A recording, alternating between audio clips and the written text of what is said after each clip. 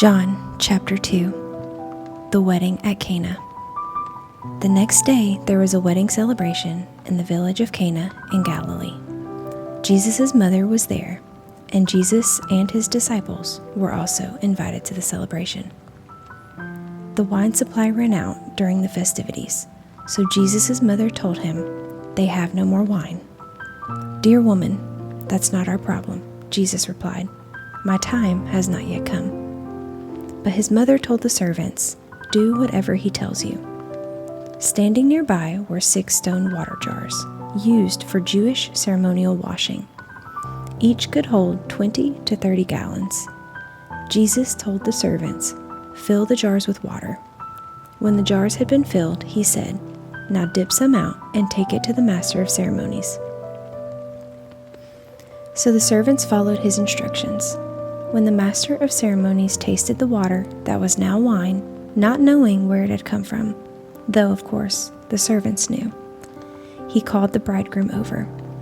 "A host always serves the best wine first," he said. "Then, when everyone has had a lot to drink, he brings out the less expensive wine. But you have kept the best until now."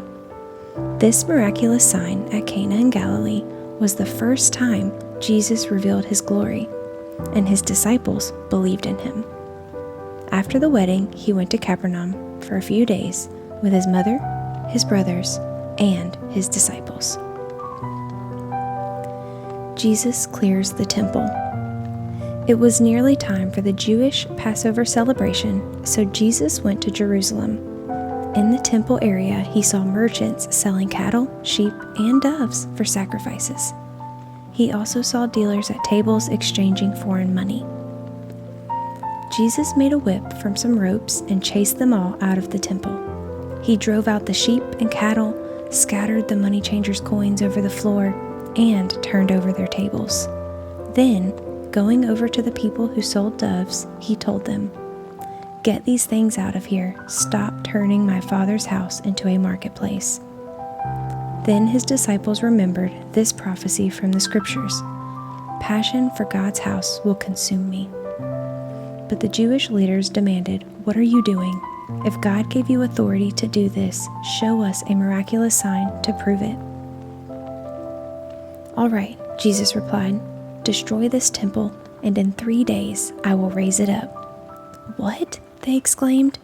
"It has taken 46 years to build this temple, and you can rebuild it in 3 days?"